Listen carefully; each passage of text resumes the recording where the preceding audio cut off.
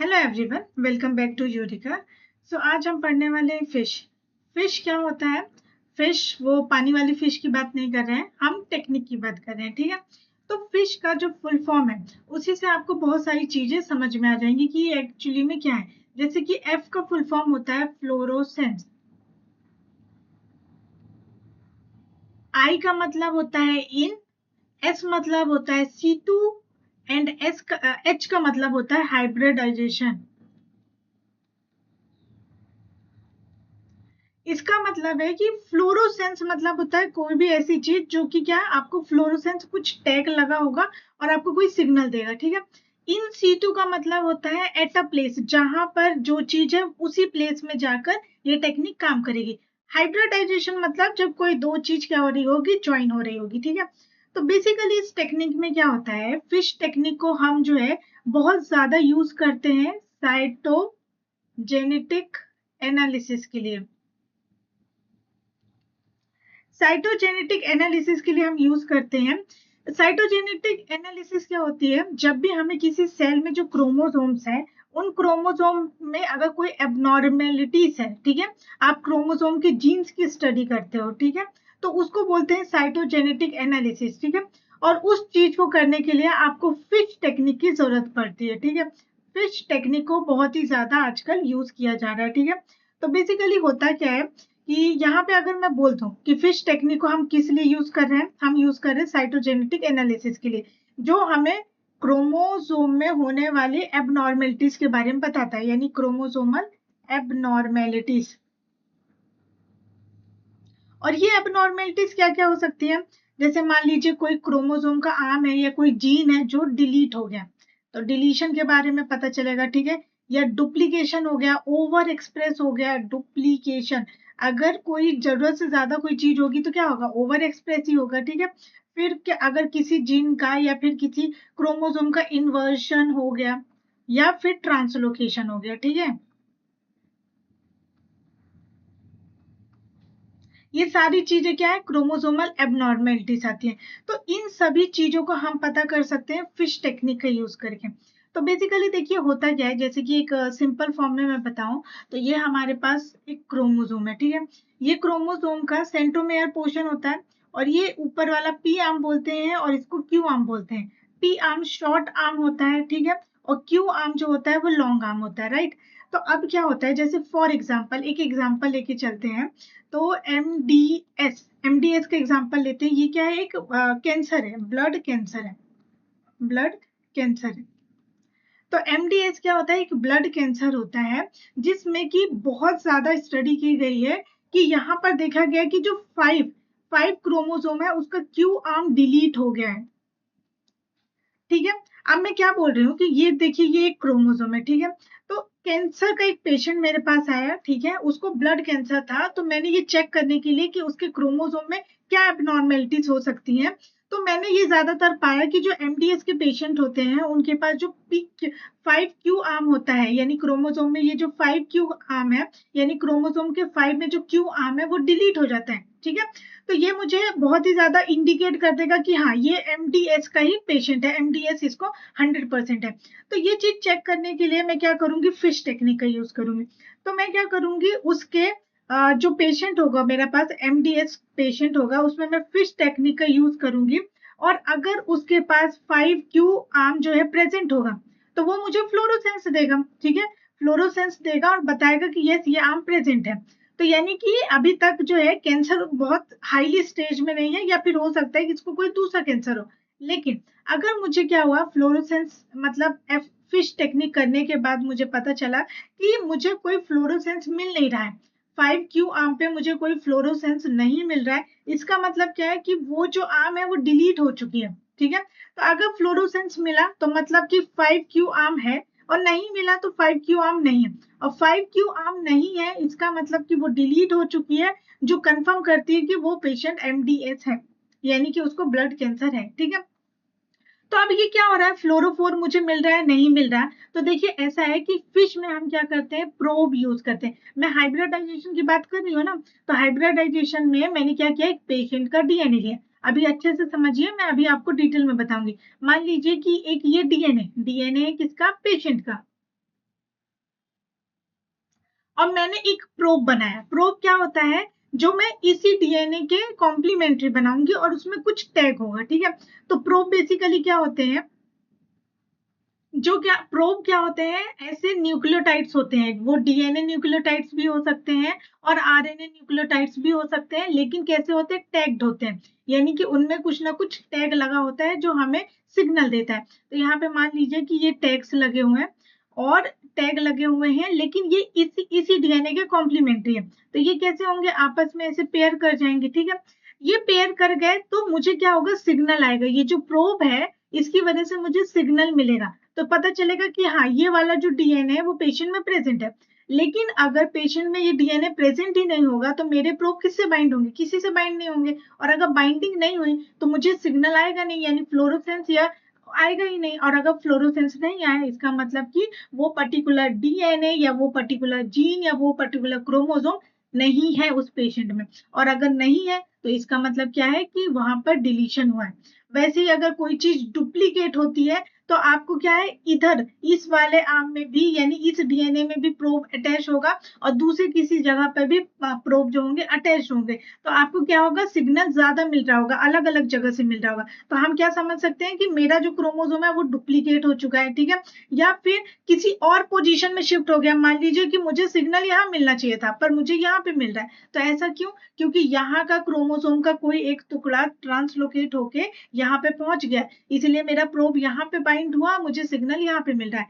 तो ये fish technique होती है जिसकी वजह से हम क्रोमोसोमल एबनॉर्मेलिटीज को चेक कर सकते हैं, ठीक है। और कैंसर पेशेंट में ये बहुत ही ज्यादा यूज करने वाली टेक्निक है, ठीक है। तो चलिए आप देख लेते हैं कि ये फिश टेक्निक आखिर परफॉर्म कैसे करते हैं, ठीक है। अच्छा देखिए, जैसे मैंने आपको क्रोमोसोम की बात की तो आप देखोगे कि ये देखो, फिश टेक्निक में मैं अलग अलग फ्लोरोसेंस ले रही हूँ। जैसे यहाँ मैंने पर्पल कलर का लिया, यहाँ ब्लू कलर का लिया, यहाँ लाइट ब्लू, यहाँ ग्रीन, ये रेड, येलो। तो ये क्या है, अलग अलग फ्लोरोफोर है, यानी अलग अलग टैग है जो अलग अलग कलर को आपको बताएंगे, सिग्नल देंगे, ठीक है। तो इसकी वजह से मैंने पूरे ह्यूमन के क्रोमोसोम को क्या किया, फ्लोरोसेंस यानी फिश टेक्निक की मदद से मैंने सब सारे क्रोमोसोम्स की स्टडी कर ली, ठीक है। अब ये यहाँ पे मैं फिश टेक्निक जब यूज करती हूँ तो मैं यहाँ पर ये जो डिफरेंट कलर के क्रोमोसोम है इसको मैं कहाँ पे देखूंगी, मैं देखूंगी फ्लोरोसेंस माइक्रोस्कोप में, ठीक है। क्योंकि ये फ्लोरोफोर हमने यूज किया है तो हम फ्लोरोसेंस माइक्रोस्कोप की तरह ही जाएंगे। तो कुछ इस तरीके से कलरफुल क्रोमोसोम आपको दिखते हैं, ठीक है।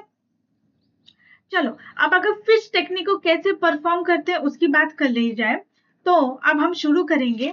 तो देखिए यहाँ पे कैसा होता है कि दो प्रोसेस साइमल्टेनियसली चल रही होती है। पहले प्रोसेस में क्या होता है कि यहाँ पर आपका जो भी पेशेंट है, यानी कि जो भी इंडिविजुअल है जिसके साथ आप क्या करना चाहते हो, जहाँ पर फिश देखना चाहते हो, फिश टेक्निक परफॉर्म करना चाहते हो, और जहां पर मान लो कि कोई एक पेशेंट है, मान लीजिए कि एक ह्यूमन है, ठीक है। वो उसका कोई एक क्रोमोसोम है, जैसे कि हम क्रोमोसोम 5 लेके चलते हैं, ठीक है।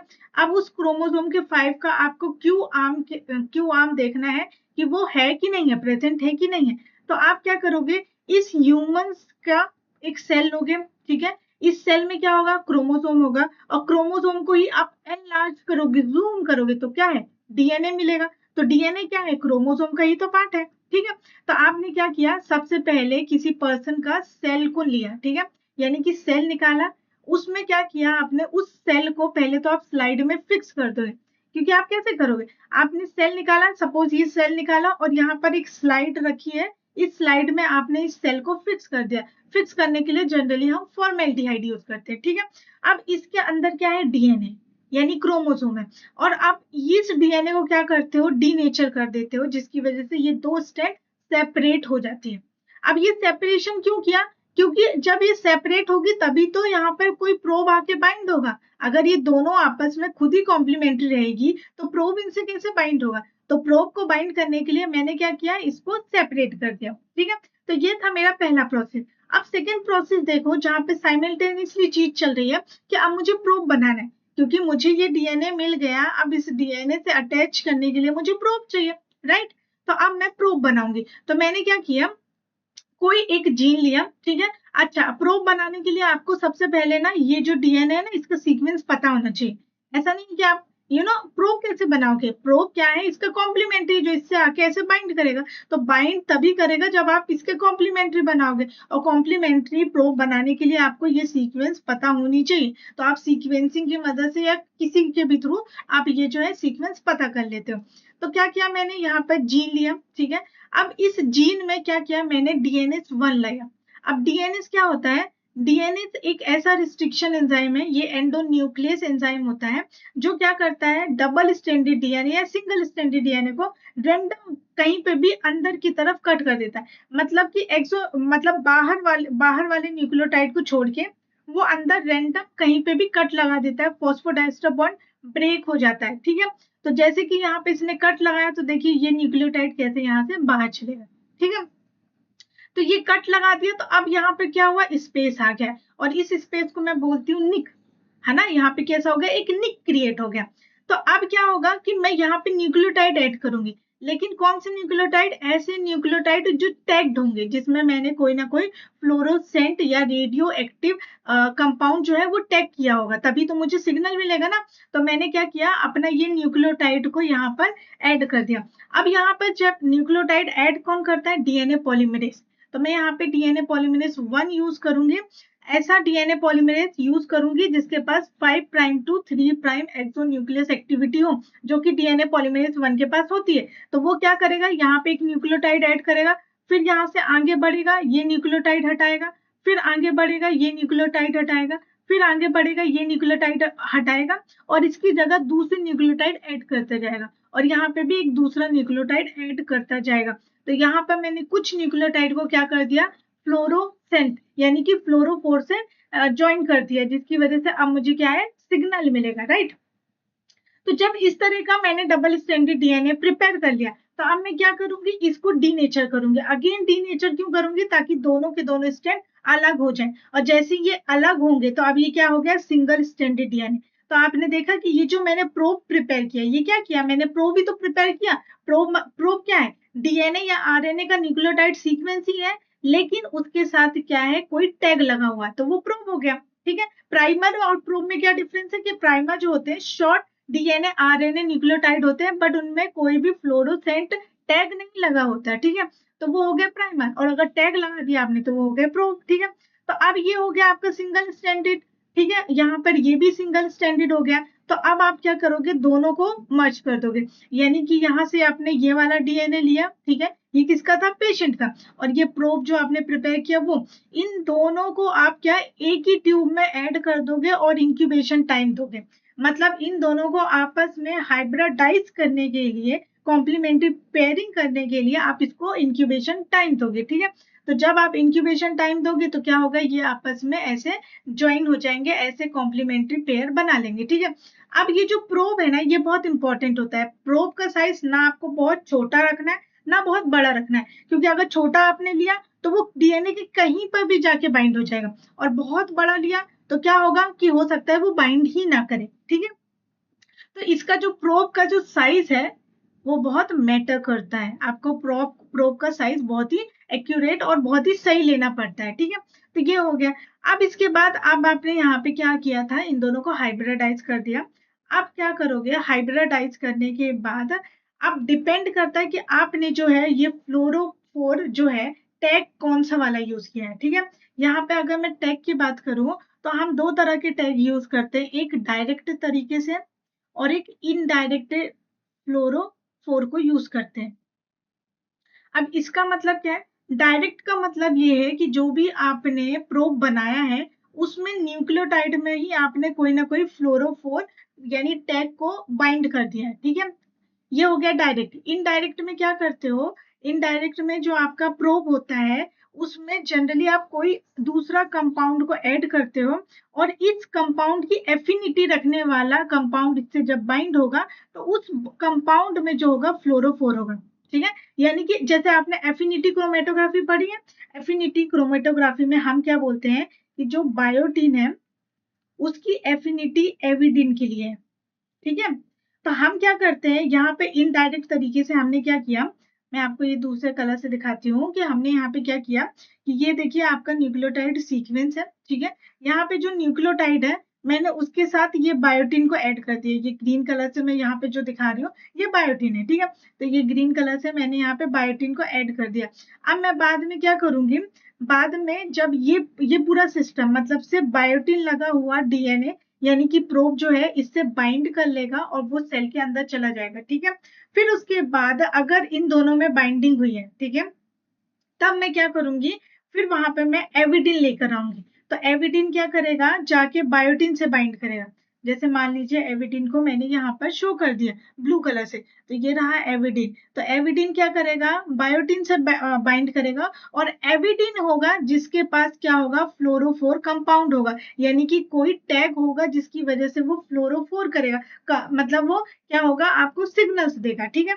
तो इस तरीके से इनडायरेक्ट तरीके से भी हम फिश कर सकते हैं। और इस तरीके से जब आपको सिग्नल मिला जिसको हम बाद में एनालिसिस करेंगे थ्रू माइक्रोस्कोपी, तो आपको एग्जैक्ट जीन का लोकेशन पता चल जाएगा। कैसे, क्योंकि ये फ्लोरोफोर्स जो सिग्नल है आपको, वो आपको वही मिलेगा जहां पर इनकी बाइंडिंग हुई होगी, ठीक है। अगर मान लीजिए कि ये जो आपका पेशेंट है, उस पेशेंट में ये वाला डीएनए, ये जो जिसका हम बाइंडिंग करवाना है, ये वाला डीएनए, तो अगर ये वाला डीएनए है ही नहीं, तो आपने जो फ्लोरोफोर यानी कि जो प्रोब आपने क्या किया है, आपने बनाया है, जो प्रोब को आपने बनाया है, वो प्रोब किससे बाइंड होगा, किसी से बाइंड नहीं होगा। और जब बाइंडिंग ही नहीं होगा तो आपको इस तरह का सिग्नल मिलेगा ही नहीं।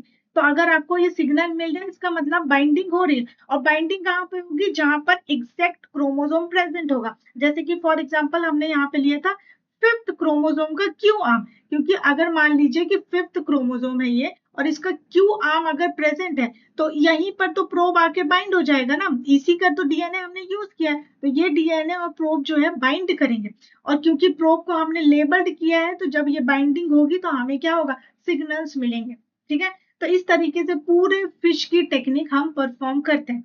तो जो प्रोब है वो आपको बार बार बनाने की जरूरत नहीं होती है, ये कंपनीज ऑलरेडी प्रिपेयर करती है, आप उस कंपनी से जो है परचेज कर सकते हो, ठीक है। तो इस तरीके का प्रोब जो है हम मतलब इस तरीके से हम फिश टेक्निक को लैब में परफॉर्म करते हैं, ठीक है। तो आई होप कि यहाँ पे आपको मेथड समझ में आ गया होगा। चलो, अब फिश टेक्निक को जैसे कि एक चीज और देख लीजिए कि फिश टेक्निक के बारे में मैंने क्या बताया था आपको, कि ये आपने प्रोब जो है प्रिपेयर किया, ठीक है। जो हमने बड़ा सा लंबा सा प्रोसेस देखा था कि आपने प्रोब के मिक्सचर को प्रिपेयर किया, फिर यहाँ पर आपने क्या किया, जिसका भी आपको यानी पेशेंट का डीएनए है, उस ये मेटाफेज क्रोमोसोम स्टेज बता रहा है, और क्रोमोसोम में क्या है, डीएनए का ही पार्ट है, ठीक है, इस मतलब डीएनए इसका पार्ट है। तो यहाँ से आपको डीएनए मिल जाएगा। तो आप क्या करोगे, इन दोनों को आप हाइब्रिडाइज करवाओगे। इस तरह का देख रहे हो आप, ग्लास स्लाइड होता है जहां पे हम पहले तो सेल्स को फिक्स करते हैं, उसके अंदर होता है क्रोमोसोम, क्रोमोसोम में डीएनए। तो फिर ये हाइब्रिडाइज होगा तो ये दोनों आपस में पेयर कर जाएंगे, और फिर हम यहाँ पे देंगे इंक्यूबेशन टाइम कि ये दोनों कॉम्प्लीमेंट्री पेयरिंग शो करें, ठीक है। उसके बाद क्या करते हैं, हम वॉशिंग स्टेप करते हैं, ताकि ऐसा कोई प्रोब जो हाइब्रिडाइज हुआ ही नहीं है डीएनए से, वो वॉशिंग स्टेप में बाहर निकल जाए, जैसे कि ये वाला आप देख सकते हैं, ठीक है। और उसके बाद हम रिजल्ट को एनालिसिस करते हैं थ्रू माइक्रोस्कोप में। तो ये हो गया आपका पूरा प्रोटोकॉल, राइट।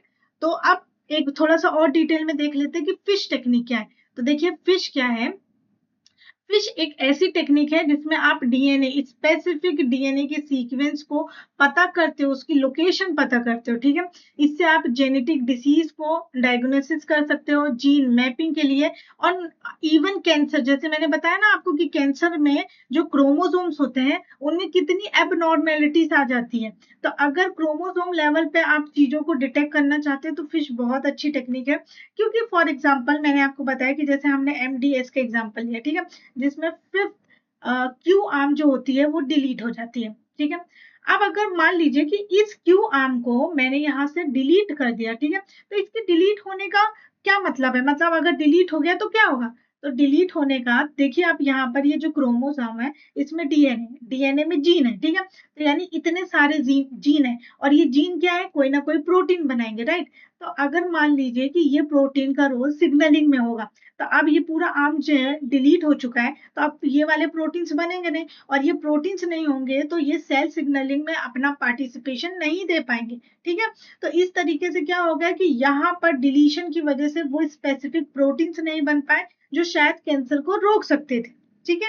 तो इसलिए भी यहाँ पर कैंसर में हम फिश टेक्निक का यूज करते हैं क्रोमोसोमल एबनॉर्मेलिटीज देखने के लिए कि उनमें डिलीशन हुआ है, कि ट्रांसलोकेशन हुआ है, इन्वर्शन हुआ है, कि क्या हुआ है, ठीक है।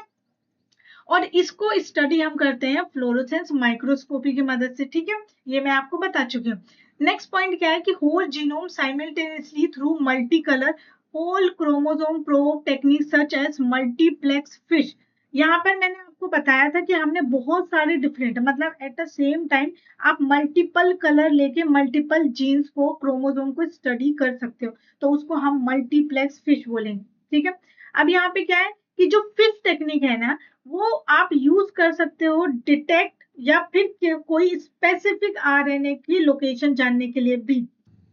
सो mRNA long non coding RNA से एमआईआरएनए का सेल में अगर आपको कोई स्पेसिफिक लोकेशन देखना है या डिटेक्ट करना है कि ये है कि नहीं है, या फिर आपको कोई सर्कुलेटिंग ट्यूमर सेल्स या टिश्यू सैंपल देखना है, तो आप फिश की मदद से ये चीजें भी डिटेक्ट कर सकते हो, ठीक है।